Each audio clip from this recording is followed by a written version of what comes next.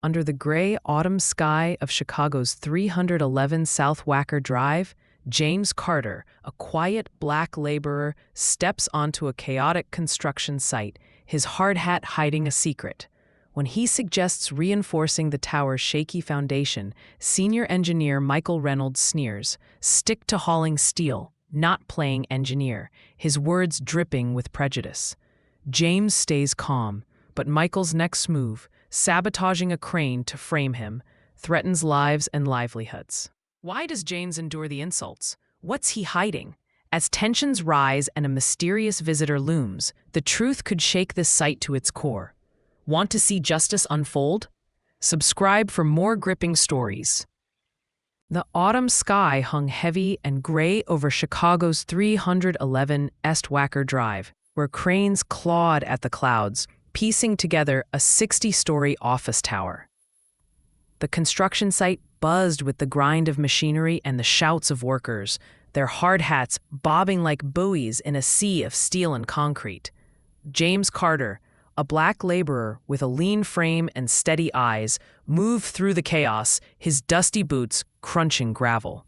At 42, he carried himself with quiet purpose, blending into the crew. Nobody knew he was the CEO of Turner Construction, here undercover to gauge the site's pulse. His mentor's words echoed in his mind. "Know your people, James. That's where leadership starts." Today, he'd test that wisdom. A morning briefing gathered in a clearing near the tower's skeletal base. With Chicago's skyline, Willis Tower piercing the horizon, framing the scene. James stood among the workers, his breath visible in the crisp air, listening as senior engineer Michael Reynolds, a wiry 38-year-old with a sharp jaw and sharper temper, barked orders.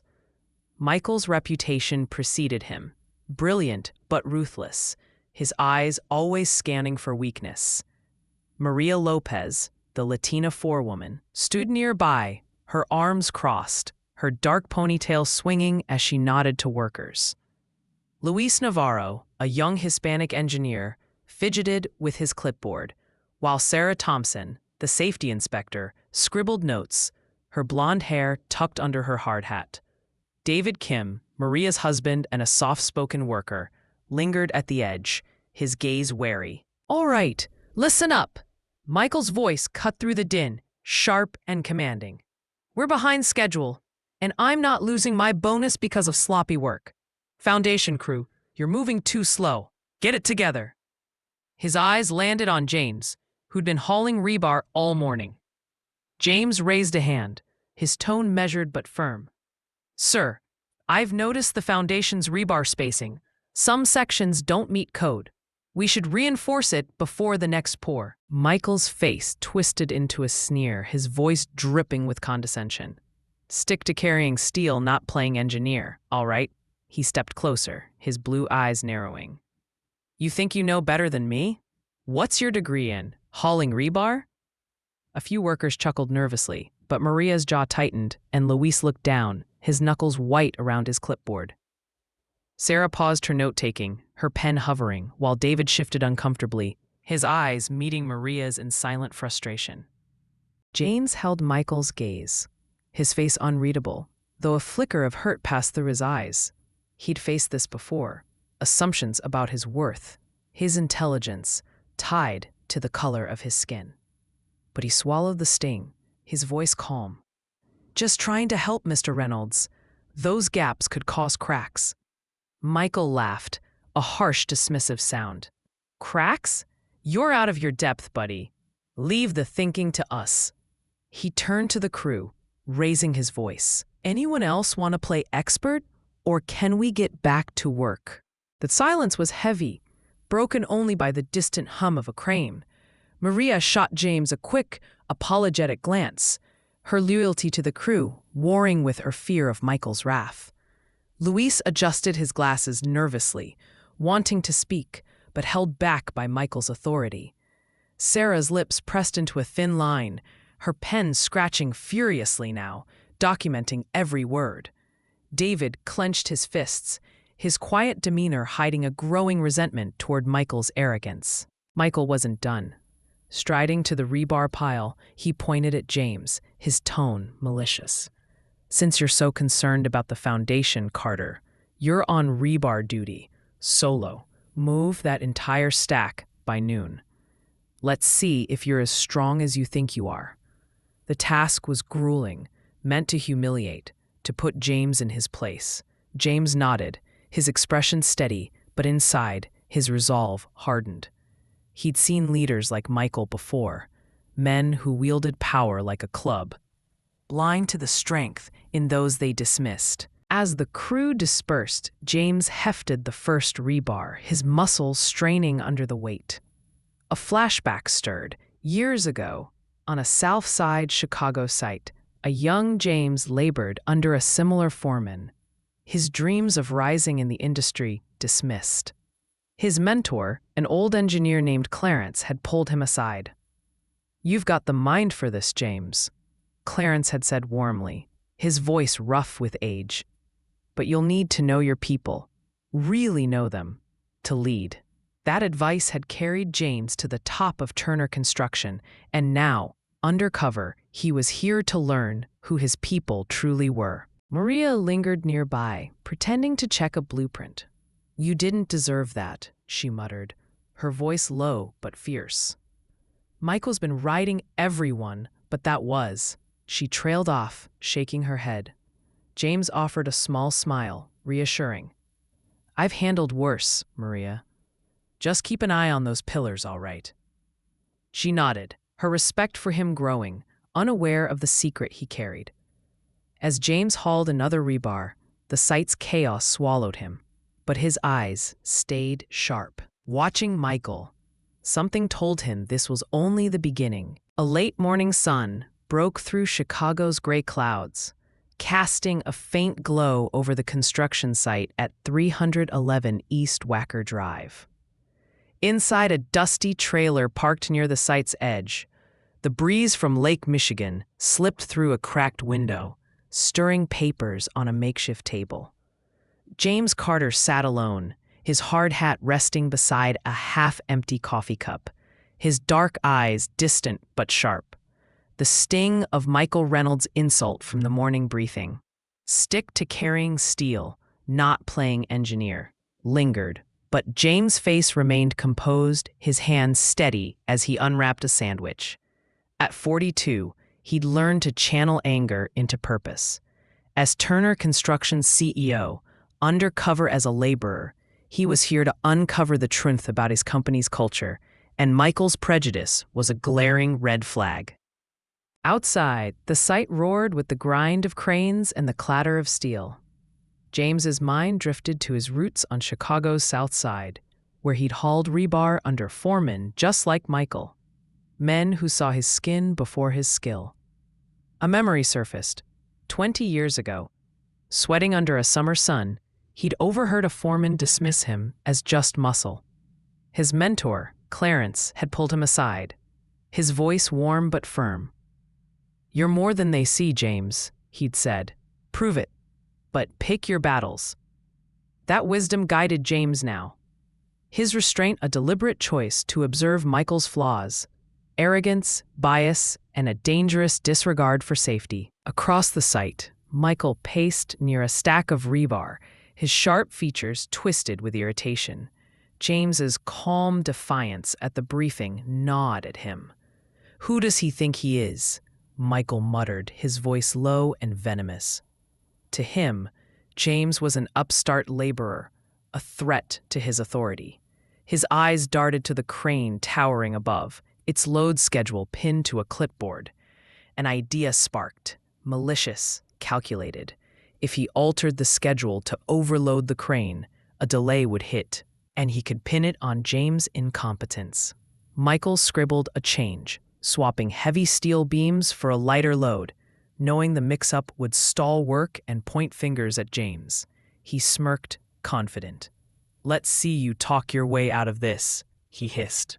Maria Lopez, the forewoman, caught sight of Michael's hurried movements from her post near the foundation. At 35, she balanced grit and caution, her dark eyes scanning the site for trouble. She'd seen Michael's temper before, his cost-cutting, his dismissal of workers' concerns. But James' quiet strength intrigued her. She approached the crane operator's station, where Sarah Thompson, the safety inspector, was checking logs.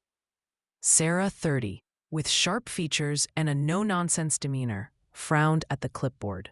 "This schedule's off," she said, her voice tense. "These beams are too heavy for this crane's settings." Maria's brow furrowed, her instincts kicking in. "Michael was just here," she said quietly. "I'll find James." James was stacking rebar, sweat beading on his forehead, when Maria jogged over, her boots kicking up dust. "James, the crane schedule's messed up," she said urgently, her voice low to avoid attention. "Looks like someone switched the loads, could cause a delay, maybe worse." James' eyes narrowed, but his tone stayed even. "Thanks for the heads up, Maria. Let's fix it before it's a problem." He followed her to the crane, where Sarah was already recalibrating the settings. "Got it under control," Sarah said briskly, her respect for James growing. "Whoever did this wasn't thinking about safety." James nodded, his face unreadable. "Or they were thinking too much," he said softly, suspecting Michael's hand. In the trailer, Michael watched from a distance, his smirk fading as he saw James and Maria at the crane. His plan had unraveled. Maria's sharp eyes and James's quick action had thwarted the sabotage. Fury bubbled in his chest, but so did unease. James's composure, his ability to rally others, felt like a challenge Michael couldn't ignore. He clenched his fists, muttering, "This isn't over, Carter." His paranoia grew. James wasn't just a laborer. He was a threat. Sarah joined James and Maria, her clipboard tucked under her arm. "You've got a knack for this, James," she said warmly, her usual reserve softening. "Most guys would have lost it after Michael's stunt this morning." James offered a small smile, deflecting. "Just doing my job, Sarah. We all are." Maria glanced at him, her curiosity piqued. "You're different, you know that?" she said, half teasing, half serious. James chuckled, his voice steady. "Maybe, let's keep this site standing, all right?" As the lunch break ended, James returned to work, his mind sharp. Michael's sabotage attempt confirmed what he'd suspected. A leader who'd risk the crew's safety to protect his ego. James' role as CEO gave him power, but his restraint gave him clarity. He'd watch, wait, and document, because men like Michael didn't change without a reckoning. The day's work continued, but a new tension simmered. As James hauled rebar, a text buzzed on Michael's phone, its words sending a jolt through him. The company chairman was visiting tomorrow. Panic would soon grip the site, and James' quiet vigilance would face its next test. Transitioning to the next part, the looming chairman's visit raises the stakes, pushing Michael to desperate measures and drawing James deeper into the site's hidden flaws. The midday sun struggled through Chicago's overcast sky, casting long shadows across the chaotic scaffolding at 311 South Wacker Drive. The 60-story office tower loomed, its steel skeleton half-dressed in concrete, while cranes groaned and workers shouted over the city's hum. James Carter, his hard hat streaked with dust, hauled rebar near the foundation, his muscles taut from Michael Reynolds' punishing assignment. The sting of Michael's earlier insult, "Stick to carrying steel," and the failed crane sabotage gnawed at him. But James, the undercover CEO of Turner Construction, kept his composure. His eyes scanned the site, noting cracked concrete pillars and misaligned rebar, flaws Michael had dismissed. At 42, James knew silence was his weapon, letting him observe the rot in Michael's leadership. High above, Michael stood on a scaffold, his sharp features etched with frustration. The foiled crane sabotage had shaken him. James's quiet competence and Maria's quick intervention felt like a personal affront. His phone buzzed, and he froze, reading a text that drained the color from his face. "Chairman's visiting the site tomorrow. Be ready." The words hit like a sledgehammer. The chairman of Turner Construction was a ghost, rarely seen. And a visit meant scrutiny Michael couldn't afford. His cost-cutting, skipping seismic reinforcements, fudging concrete tests had left the site riddled with flaws. Panic surged, but so did opportunity. If he could pin the problems on someone else, he'd save his bonus and his job. All right, everybody, listen up. Michael barked, descending the scaffold, his voice sharp with urgency. Workers paused, their hard hats turning toward him. Maria Lopez, the forewoman, stood near a pillar, her dark eyes wary. Luis Navarro, the junior engineer, clutched his clipboard, his glasses fogging slightly in the cool air. Sarah Thompson, the safety inspector, lingered nearby, her pen poised over her notebook. David Kim, Maria's husband, leaned against a steel beam, his quiet demeanor masking his growing resentment toward Michael. "We've got a VIP coming tomorrow," Michael continued, his tone clipped. "This site's a mess. Cracked pillars, sloppy rebar. Carter," he jabbed a finger at James, "your crew's work is garbage. Fix it or you're out." James straightened, his face calm, but his eyes sharp. "Those pillars were poured before I got here, Mr. Reynolds," he said evenly. "I flagged the rebar spacing days ago." A murmur rippled through the crew. Maria nodded slightly. Sarah scribbled furiously, and David's fists clenched. Michael's jaw tightened, his voice venomous. "Don't talk back, Carter. Clean it up, or I'll make sure you're hauling trash instead of steel." The threat hung heavy, but James held his gaze. His silence louder than words. He knew the cracks weren't his fault. Michael's cost-cutting had ignored seismic code standards, risking lives. In the site's cluttered office trailer, Michael huddled over a stack of reports, his hands trembling as he doctored a concrete strength log. If he could plant a falsified report in James' locker, he'd frame him for the site's flaws. He slipped the paper into an envelope, scribbling Carter on it, and headed to the locker area, his steps quick and furtive. But Lewis, lingering nearby, caught sight of him. At 28, Lewis was ambitious but cautious, torn between fear of Michael and respect for James. "What's he up to?" Lewis muttered, his voice anxious. He waited until Michael left, then checked the locker, finding the envelope. His heart raced. Exposing Michael could cost him his job, but staying silent felt wrong. He pocketed the report, deciding to warn James. Later, as the crew broke for coffee, Lewis found James near a stack of rebar, the Willis Tower looming in the distance. "James, you need to see this," Lewis said nervously, handing over the falsified report. James scanned it, his expression unreadable. "This says I approved a bad concrete mix," he said softly, his voice steady.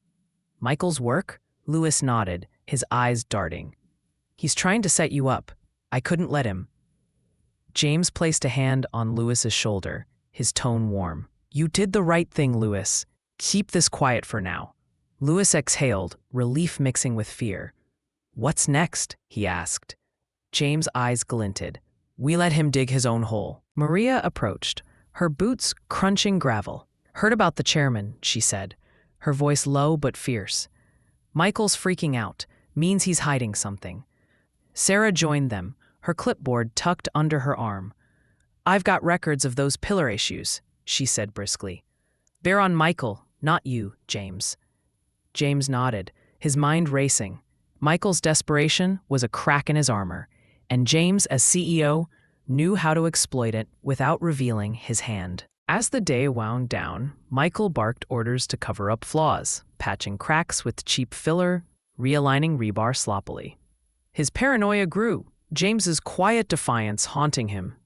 The chairman's visit loomed like a storm, and Michael's schemes were unraveling. James, meanwhile, pocketed the falsified report, his resolve hardening. He'd seen enough to know Michael's leadership was a liability, but the real test was coming. The site grew quiet as dusk settled, Chicago's skyline glowing faintly. James stood alone, watching cranes sway against the horizon, the weight of his secret heavy but clear. Tomorrow's visit would change everything. Transitioning to the next part, a black Mercedes will roll into the site, and James's true identity will shake the crew, forcing Michael to face the consequences of his actions. The morning sun glinted off the steel beams at 311 S. Wacker Drive, Chicago, where the half-built 60-story office tower stood like a monument to ambition. The construction site hummed with tension, the air thick with dust, and the distant roar of Wacker Drive traffic. Workers moved cautiously, their hard hats bobbing, still reeling from Michael Reynolds' frantic orders to hide the site's flaws. Cracked pillars, misaligned rebar, before the chairman's visit. James Carter, his work shirt stained with sweat, stood near the site's entrance, his calm demeanor a stark contrast to the chaos. At 42, he'd endured Michael's insults and sabotage, but as Turner Construction's undercover CEO, he knew today was the day to step out of the shadows. Michael paced nearby, his sharp features taut with panic. The chairman's visit loomed, threatening to expose his cost-cutting shortcuts. His failed attempts to frame James, first with a sabotaged crane schedule, then a falsified report, had only deepened his paranoia. This site better look perfect, he snapped at Maria Lopez, the forewoman, who stood with her arms crossed, her dark eyes flashing with distrust. Luis Navarro, the junior engineer, adjusted his glasses nervously, clutching a clipboard as if it could shield him from Michael's wrath. Sarah Thompson, the safety inspector, scribbled notes, her blonde hair tucked under her hard hat, while David Kim, Maria's husband, lingered at the edge, his quiet resentment simmering. A low rumble cut through the noise. A sleek black Mercedes rolled up to the site's entrance, its tinted windows reflecting Chicago's skyline. Workers froze, their murmurs falling silent. Michael straightened, smoothing his jacket, his voice forced with confidence. "That's the chairman. Everyone, look sharp." But his eyes betrayed unease. He hadn't met the chairman, only heard rumors of his exacting standards. The car door opened, and a figure stepped out. Dressed in a tailored charcoal suit, polished shoes crunching gravel, James Carter removed his hard hat, revealing a steady gaze and a presence that silenced the sight. Michael's jaw dropped, his face paling as recognition hit. "Good morning, everyone," James said, his voice clear and commanding, carrying over the site's din. "I'm James Thomas Carter, CEO of Turner Construction." Gasps rippled through the crew. Maria's eyes widened, a proud smile breaking across her face. Sarah's pen stopped, her expression shifting to admiration. Luis let out a soft, "No way," his clipboard sagging. David's fists unclenched, a flicker of hope in his eyes. Michael stood rooted, his breath shallow, as James continued, his tone warm but firm. "I've been working among you, not to deceive, but to understand. My Chicago roots taught me that leadership starts with listening to every voice, every concern." James's words carried weight, rooted in his South Side upbringing. He'd started as a laborer, hauling steel under foremen who dismissed him, just as Michael had. His mentor, Clarence, had urged him to know his people, a tradition James carried into his CEO role. "I saw the cracks in those pillars," he said, gesturing to the foundation. "I flagged them as a laborer, but they were ignored. That's why I'm here, to fix what's broken, starting with respect." The crew murmured, some nodding, others whispering in awe. Michael's shock turned to desperation. He leaned toward a nearby worker, his voice a harsh whisper. "This guy's a fraud. Spread the word he's incompetent." But the worker, a burly man named Tony, shook his head, stepping back. "Nah, man, he's legit," Tony muttered, his loyalty shifting. Michael's rumor fizzled, his influence crumbling as the crew's eyes stayed on James. Maria exchanged a glance with Sarah, their pride palpable. "Told you he was different," Maria said softly, her voice fierce with vindication. Sarah nodded, her pen tapping. "He's the real deal." James walked toward the foundation, his suit stark against the site's grit. "This project is Turner's heart," he said, his voice resonant. "But it's only as strong as the people building it. I've seen your work, Maria's leadership, Luis's diligence, Sarah's vigilance, David's grit. You deserve better than being dismissed. The crew straightened, their faces lighting with recognition. David whispered to Maria, "He sees us," his voice thick with emotion. Luis adjusted his glasses, his fear giving way to resolve. Michael's hands trembled, his mind racing. James' authority was undeniable, his every word a nail in Michael's coffin. "This isn't over," Michael hissed under his breath, his eyes darting for an escape. But James' gaze met his, steady and unflinching, promising a reckoning. The crew sensed it too. The air crackled with anticipation, the site no longer Michael's domain. As James addressed the workers, outlining his vision for a safer, fairer site, the Mercedes idled behind him, a symbol of the power he'd hidden. Chicago's skyline stretched beyond, the Willis Tower a silent witness. The reveal had shifted everything. But the real confrontation loomed.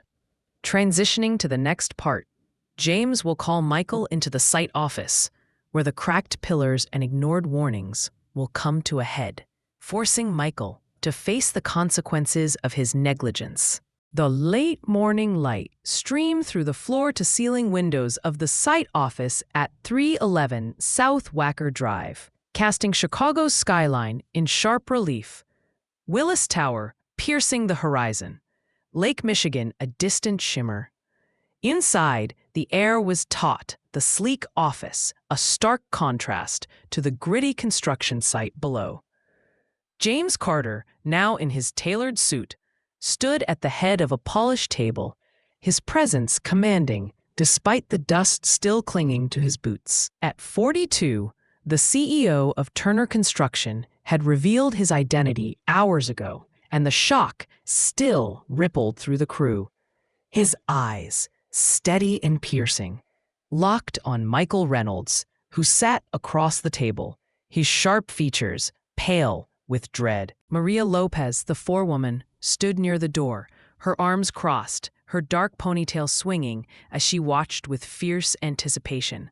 Luis Navarro, the junior engineer, sat nervously, his clipboard abandoned, his loyalty to James outweighing his fear. Sarah Thompson, the safety inspector, clutched a folder of documents, her blonde hair tucked behind her ears, her expression resolute. David Kim, Maria's husband, leaned against the wall, his quiet strength a silent support for James. The room hummed with unspoken tension. James's reveal had shifted the site's power, and now the reckoning was here. "Michael," James began, his voice low but resonant, "you didn't just disrespect me. You disrespected every worker here." He gestured to the window, where cracked concrete pillars loomed below. "I flagged those faulty rebar spacings as a laborer. You ignored them, and now they threaten this entire project." Michael shifted uncomfortably, his fingers drumming the table. "That's not fair," he snapped, his voice defensive. "Those issues predate my oversight." "You're blowing this out of proportion, Carter." His tone dripped with arrogance, but his eyes flickered with panic. Maria stepped forward, her voice sharp and unyielding. "You ignored our warnings, Michael," she said fiercely. "I told you those pillars needed reinforcement weeks ago. You said it was too expensive." The room stilled, her words landing like a hammer. Luis nodded, his voice hesitant but firm. "She's right. I saw the seismic code violations in your reports. You brushed them off." Michael's jaw tightened, his gaze darting between them. "You're all ganging up on me," he muttered, his voice bitter. "This is a setup." James raised a hand, his tone calm but unyielding. "No setup, Michael, just facts." He slid a notebook across the table, its pages filled with meticulous notes, dates, observations, photos of misaligned rebar and cracked beams. "I've been documenting this site's issues since I arrived. Your cost-cutting put lives at risk." Sarah opened her folder, producing a stack of reports, her voice brisk. "These are your altered concrete strength tests, Michael. I cross-checked them with the originals. You fudged the numbers to save costs. She slid the evidence toward him, her eyes hard. Michael's face flushed, his voice rising desperately. You're falsifying data to frame me, he shouted, pointing at J.S. You're no CEO. You're a fraud trying to ruin me. His accusation hung in the air, but the crew's silence was deafening. Maria shook her head, her voice low and scathing. You're the one lying, Michael. We've all seen it. David spoke up, his voice steady despite his usual reserve. You pushed us to cut corners, endangered us all. James saw the truth. Louise adjusted his glasses, adding softly, He's been watching out for us. James leaned forward, his eyes locking onto Michael's. This isn't about me, Michael. It's about a culture you built, one that dismisses workers, ignores safety, and thrives on fear. That ends now. His words carried the weight of his Southside Chicago roots, where he'd fought to be seen as more than a laborer. His mentor, Clarence, had taught him that leadership meant accountability, and James embodied it now. The room felt electric, the crew's respect for him palpable. Michael slumped, his bravado crumbling. You don't know what it's like, he muttered, his voice hollow. The pressure, the deadlines. But his excuses faltered under James' steady gaze. Sarah closed her folder, her tone final. Your choices caused this, not pressure. Maria nodded, her voice softer but firm. You had a chance to listen, Michael. You didn't. The confrontation left the room charged, the skyline outside a silent witness to the shift in power. James stood tall, his suit a symbol of his authority, but his words rooted in the laborer he'd been. Michael's schemes, crane sabotage, falsified reports, rumors, had failed, exposed by James's vigilance and the crew's loyalty.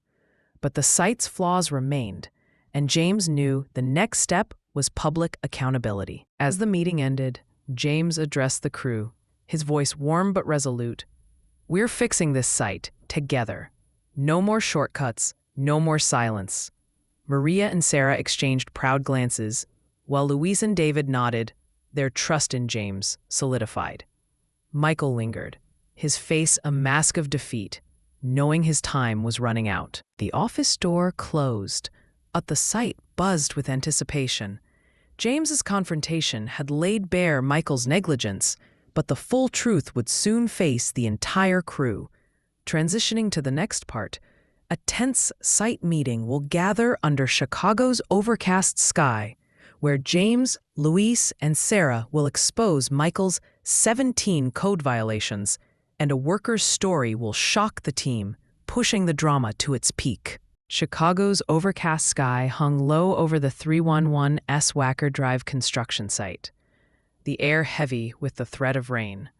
Cranes loomed like silent sentinels, their cables swaying as workers gathered in a tense circle near the half-built 60-story tower.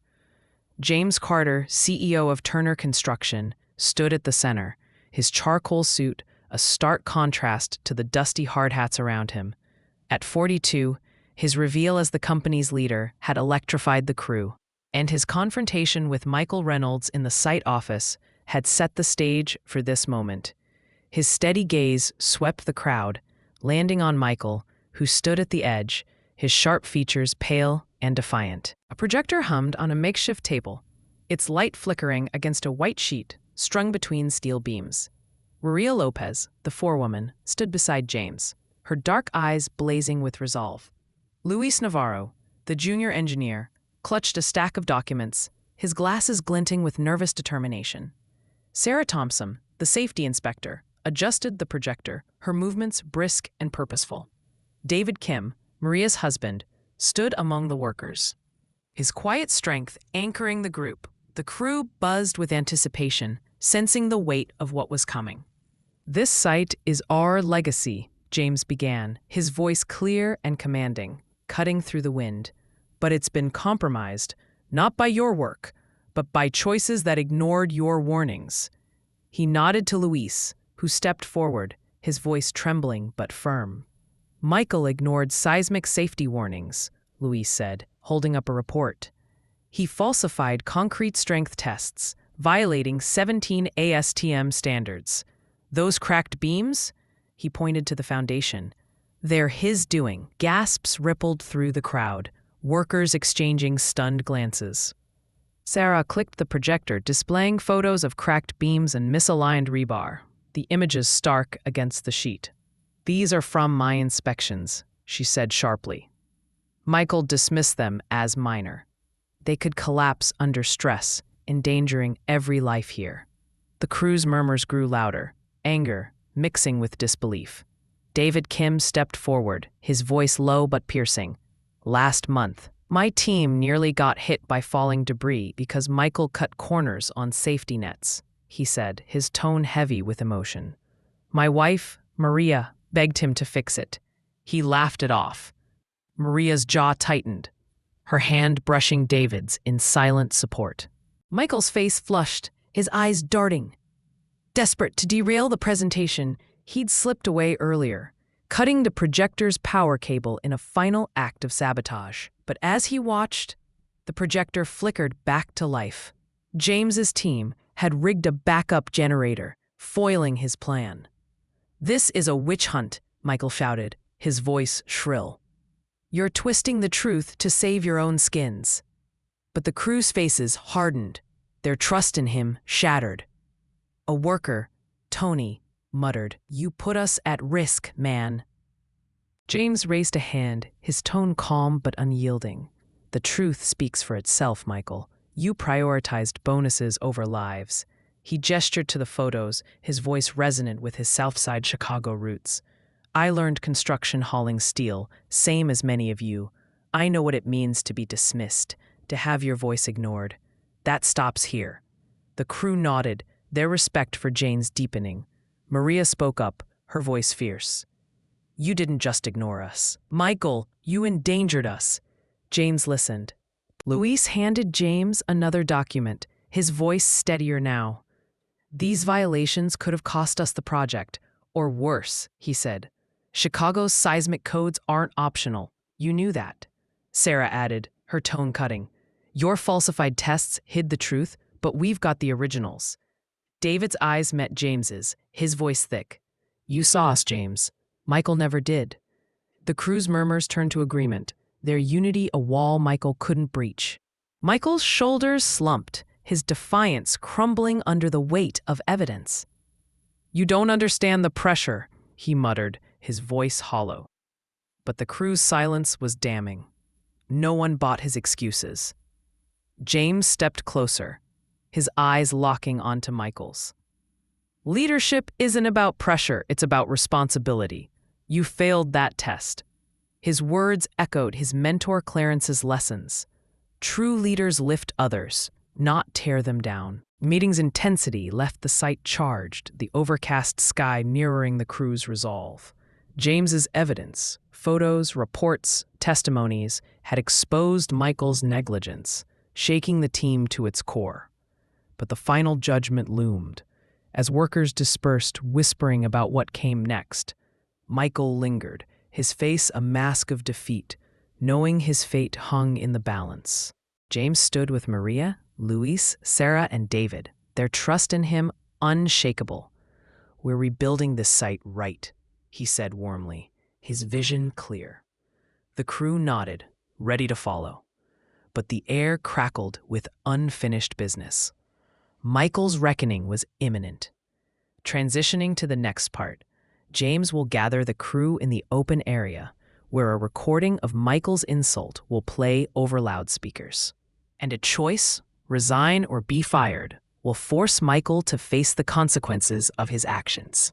The afternoon sky over 311 South Wacker Drive was a heavy gray, mirroring the tension that gripped the construction site. In the open area near the 60-story tower's foundation, workers stood in a tight semicircle, their hard hats glinting dully under Chicago's skyline. Cranes loomed motionless, their cables still, as if the site itself held its breath. James Carter, CEO of Turner Construction, stood at the center, his charcoal suit crisp despite the dust swirling around him.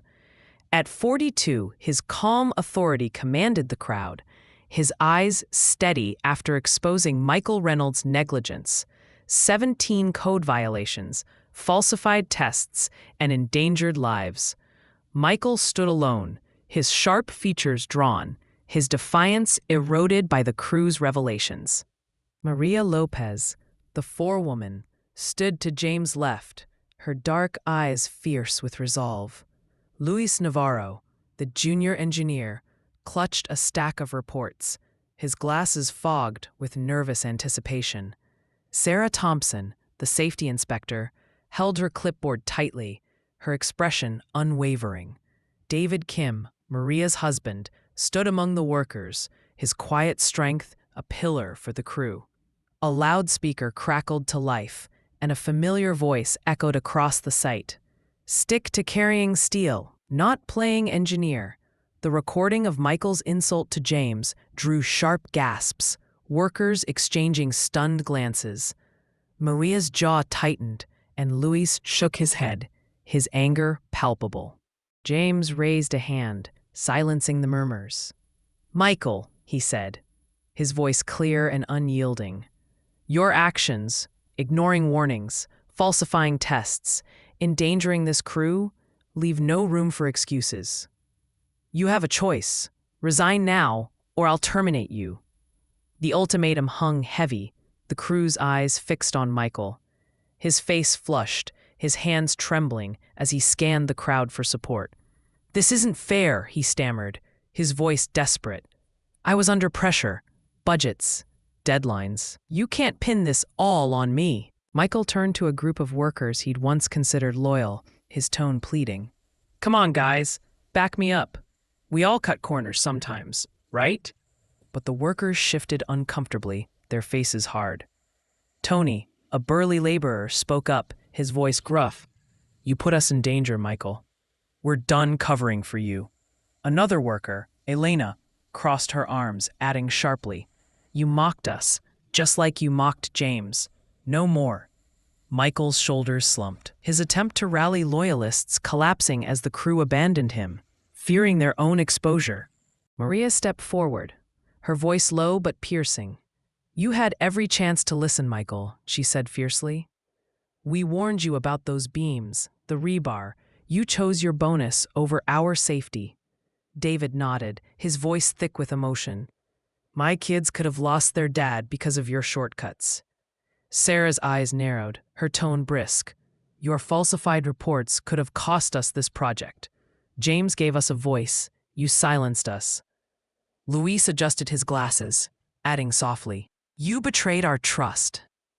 Michael's defiance cracked, his voice faltering. "I didn't mean for it to go this far," he muttered, his eyes darting to the ground. "I thought I could fix it." But his words trailed off, hollow against the crew's united front.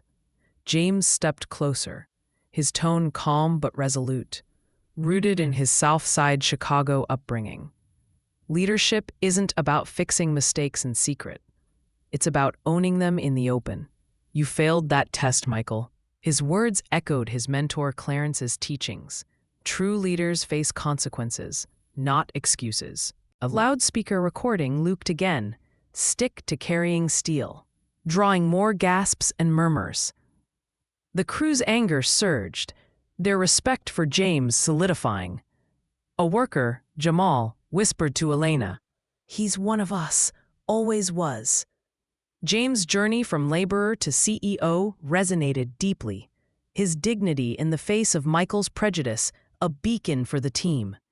Maria exchanged a proud glance with Sarah, while Luis and David stood taller, their trust in James unshakable. Michael's face crumpled, his bravado gone. He opened his mouth to speak, but no words came. The weight of the crew's rejection, the damning evidence, and James's authority left him cornered. I need time," he mumbled, his voice barely audible. James shook his head, his tone final. "You've had time, Michael. Make your choice by end of day, or I will." The crew held its breath, the skyline a silent witness to Michael's unraveling. As workers began to disperse, The site hummed with a new energy. Anger, yes, but also hope. James stood with Maria, Luis, Sarah, and David, his vision for a fairer, safer site clear. "We're stronger than one man's mistakes," he said warmly, his words lifting the team. But Michael lingered, his defeat stark, knowing his fate was sealed. The open area grew quiet, Chicago's distant traffic the only sound. James's ultimatum had shifted the site's future, but the final act loomed. Transitioning to the next part, the same open area will fall silent as James delivers Michael's public firing, declaring respect for every worker's dignity, while the crew's empowerment sets the stage for closure and renewal. The open area at 311 South Wacker Drive lay silent, Chicago's distant traffic a faint hum against the stillness of the construction site. The 60-story tower's steel skeleton loomed under a fading afternoon sky. Cranes frozen like witnesses to the moment. Workers stood in a loose circle, their hard hats clutched tightly, faces etched with anticipation. James Carter, CEO of Turner Construction, stood at the center, his charcoal suit dusted with the site's grit. His presence commanding at 42. Hours earlier, he'd given Michael Reynolds an ultimatum: resign or be fired, after exposing his negligence. Now, the crew awaited the outcome, the air thick with the weight of justice. Maria Lopez, the forewoman, stood nearby, her dark ponytail swaying, her eyes fierce with pride. Luis Navarro, the junior engineer, adjusted his glasses, his nervous energy calmed by James's resolve. Sarah Thompson, the safety inspector, held her clipboard loosely, her expression steady and approving. David Kim, Maria's husband, stood among the workers, his quiet strength radiating hope. Michael Reynolds lingered at the edge, his sharp features sunken, his earlier defiance replaced by a hollow resignation. His failure to rally loyalists had left him isolated, his fate sealed. James stepped forward, his voice clear and resonant, cutting through the silence. "This isn't about skill, it's about respecting every worker's dignity," he said, his words rooted in his South Side Chicago upbringing. "Michael, you ignored warnings, falsified tests, and endangered lives. You chose bonuses over safety, prejudice over fairness. You didn't resign, so I'm terminating you, effective immediately." The crew erupted in murmurs, some nodding, others whispering in awe. Maria let out a sharp cheer, her voice sparking others, Tony, Elena, Jamal, to join, their applause echoing off the steel beams. Michael's face crumpled, his hands clenching. "You're ruining me," he muttered, his voice raw with desperation. "I gave everything to this project." But his words fell flat, the crew's eyes hard with the memory of his actions. Cracked beams, ignored warnings, the recorded insult. Stick to carrying steel. James shook his head, his tone firm but measured. "You ruined yourself, Michael. Leadership lifts others up, not tears them down." His mentor Clarence's teachings rang true. True leaders protect their team, no matter the cost. In a final act of spite, Michael had tried to leak falsified data to a local news outlet, hoping to smear James and save face. But Sarah, ever vigilant, had tipped off James's team, who intercepted the email before it reached the press. "Your tricks are done," Sarah said sharply, her clipboard tapping her thigh. "The truth's out." Michael's shoulders slumped further, his last gambit thwarted. The crew's unity, forged by James' leadership, had outmatched his schemes. Workers began sharing stories of Michael's disrespect, their voices rising with newfound courage.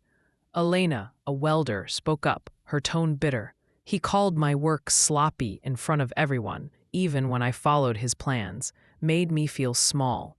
Jamal, a laborer, added gruffly, "He docked my pay for questioning his shortcuts. James never did that." Their stories painted a vivid picture of Michael's toxic leadership, each tale fueling the crew's empowerment. Maria nodded, her voice fierce. "James gave us back our voice." As the crowd dispersed, David approached James, his eyes glistening. "Thank you," he said softly, his voice thick. "Maria and we felt invisible under Michael. You changed that." James clasped his shoulder, his tone warm. "You were never invisible, David. I saw you, all of you." David nodded, a weight lifting, and rejoined Maria, their hands entwining. Luis and Sarah lingered, their pride in James evident. "You're rebuilding more than this tower," Luis said quietly, his ambition now tempered with purpose. Sarah smiled, adding briskly, "This site's stronger already." The firing sent a ripple through the site, workers standing taller, their chatter alive with hope. James's moral stand, rooted in dignity, not vengeance, resonated deeply, reflecting American values of fairness and accountability. His journey from laborer to CEO, forged in Chicago's tough streets, inspired the crew, their trust in him unshakable. The skyline stretched beyond, the Willis Tower a silent testament to their shared resolve. Michael gathered his things, his steps heavy as he left the site, a lone figure against the steel framework. His defeat was complete, but a flicker of introspection crossed his face, perhaps the first step toward change. James watched him go, his expression steady but not unkind. The site was his now, a place of renewal, but the story wasn't over. The open area emptied, the distant traffic growing louder. James stood with Maria, Luis, Sarah, and David, their bond forged in this fight. "We're not done," he said warmly, his vision clear. "This tower will stand right." The crew nodded, ready to build anew. Transitioning to the next part, 6 months later, at Turner's Training Center in Chicago's Loop, a humbled Michael will teach safety protocols, his redemption journey beginning as he seeks to rebuild trust, setting the stage for hope and reconciliation. 6 months after the dramatic firing at 311 South Wacker Drive, Chicago's Loop buzzed with spring energy, the city's skyscrapers gleaming under a clear April sky. Inside Turner Construction's training center, a modern glass-walled classroom hummed with focus. Michael Reynolds, once the arrogant senior engineer, stood at a whiteboard, his sharp features softened by humility. At 38, his tailored jacket was gone, replaced by a simple polo, his hands chalk-dusted as he sketched a seismic reinforcement diagram. A dozen trainees, young engineers and laborers, listened intently, their notebooks open. Michael's fall from grace had been public, but now he was rebuilding, one lesson at a time. "Safety isn't negotiable," Michael said, his voice steady but earnest, a far cry from the venomous tone that once mocked James Carter. "I learned that the hard way. ASTM standards, seismic codes, follow them or you risk lives." He paused, his eyes flickering with memory. "I didn't get a chance to be here. I earned it." The trainees nodded, some jotting notes, others watching him with cautious respect. Michael's journey to this podium had been grueling, marked by apologies and self-reflection, a stark contrast to his past. Flashback. 3 months ago, a Chicago coffee shop. Michael sat across from Maria Lopez, his hands fidgeting around a cold latte. "I'm sorry, Maria," he said, his voice low and halting. "I ignored your warnings, disrespected your work. I was wrong." Maria, her dark eyes wary, leaned back, her forewoman strength undimmed. "Words are easy, Michael," she said firmly. "Prove it." Her skepticism stung, but Michael nodded, determined. Later, he met Luis Navarro at a park bench near Lake Michigan, the skyline looming. "I intimidated you, Luis, and I'm ashamed," Michael admitted, his tone raw. Luis adjusted his glasses, his voice cautious but open. "You scared me, but I see you're trying. Keep going." Back in the classroom, Michael clicked a projector slide, showing a photo of properly spaced rebar. His studies, Nights poring over ASTM standards, seismic codes, and safety protocols had been relentless, driven by a need to atone. The training center's director, a stern woman named Clara, had hesitated to hire him, citing his past. "Why should we trust you?" she'd asked sharply. Michael's response was simple, his voice steady. "Because I've seen what failure costs." Clara gave him a chance, but the trainee's trust was harder won. Their whispers about his firing, a constant challenge. Flashback. 2 months ago, Turner's break room. Michael approached a group of workers, including Elena, the welder he'd once belittled. "I was wrong to call your work sloppy," he said, his voice thick with regret. "You didn't deserve that." Elena crossed her arms, her tone icy. "You made me doubt myself, Michael." He nodded, absorbing her anger. "I'm learning to do better." Slowly, Elena softened, seeing his sincerity. These apologies, raw and imperfect, were Michael's first steps, each one chipping away at his pride. In the present, a trainee, a young woman named Aisha, raised her hand. "How do we know you mean this?" she asked, her tone skeptical. Michael met her gaze, his voice quiet but firm. "You don't, not yet. But I'm here to earn your trust, not demand it." The room stilled, his honesty disarming. Maria, observing from the back, exchanged a glance with Louise, who'd joined her. "He's different," Louise whispered, his ambition now tempered with empathy. Maria nodded, her voice low. "He's trying. That's something." Michael's transformation wasn't easy. Nights alone in his apartment, grappling with shame, had forced him to confront his prejudice and arrogance. James Carter's dignity, facing Michael's insults with grace, haunted him, a mirror to his own failings. Studying regulations wasn't just professional, it was personal, a way to rebuild the man he wanted to be. His trainees, diverse like the 311 South Wacker crew, challenged him daily, their questions sharpening his resolve. Flashback. 1 month ago, a training session. A trainee stumbled on a seismic code question, and Michael's old impatience flared. He caught himself, taking a breath. "Let's go over it together," he said gently, guiding the trainee through the problem. Clara, watching, nodded approvingly. That moment, small but pivotal, marked Michael's growth, choosing patience over pride. As the class ended, Michael addressed the trainees, his tone warm but resolute. "Mistakes don't define you. How you fix them does." The words echoed James's leadership, a quiet nod to the CEO, who'd shown him what strength meant. Maria approached, her expression softer. "You're doing good, Michael," she said, her voice cautious but sincere. "Keep it up." Luis smiled, adding quietly, "You're earning it." The training center's windows framed Chicago's loop, a city of second chances. Michael's redemption was incomplete, a work in progress, but his commitment was clear. The 311S Wacker project thrived under James' leadership, its tower rising steadily, a symbol of renewal. Transitioning to the next part, at Turner's Chicago HQ, Michael will visit James, admitting his wrongs and seeking a new role, while a worker-led celebration will tie up themes of unity, setting the stage for reconciliation and hope. The late afternoon sun bathed Turner Construction's Chicago headquarters at 55 E Monroe Street in golden light, Lake Michigan sparkling beyond floor-to-ceiling windows. The sleek office, with its modern decor and skyline views, hummed with quiet purpose.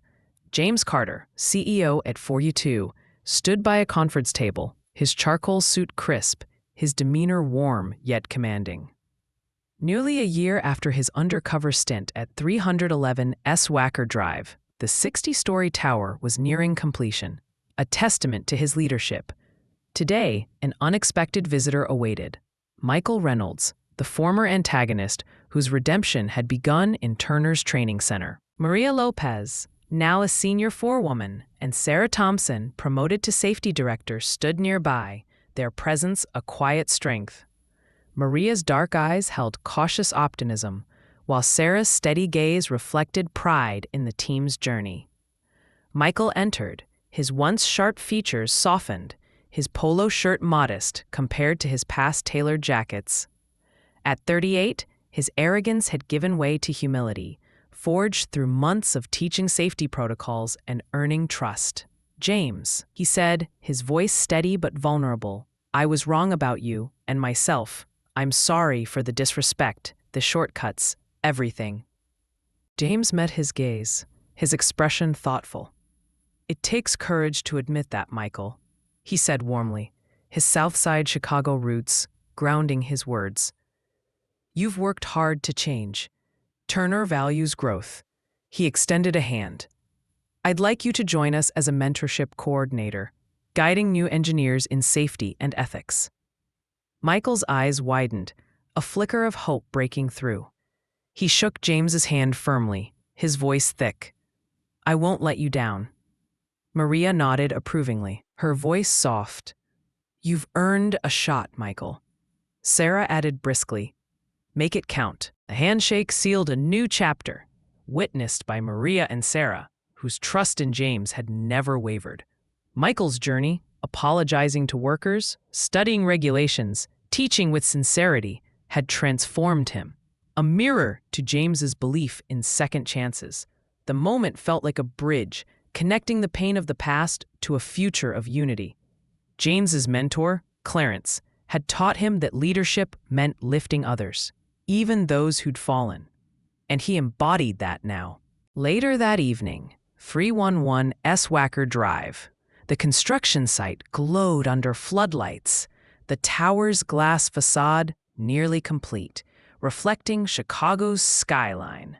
Willis Tower, John Hancock, a city of resilience. Workers gathered for a celebration, their hard hats swapped for casual caps, laughter mingling with the clink of soda cans. Luis Navarro, now a lead engineer, stood with David Kim, Maria's husband, their faces lit with pride. "We built this right," Luis said, his voice confident, his ambition fulfilled. David nodded, his tone warm. "Because James saw us."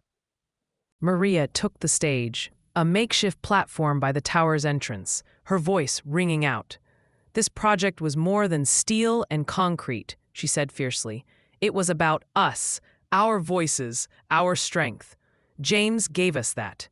The crew cheered, workers like Elena, Jamal, and Tony raising their cans, their stories of Michael's past, disrespect, now overshadowed by triumph. Sarah, clipboard-free, clapped beside Luis, her smile bright.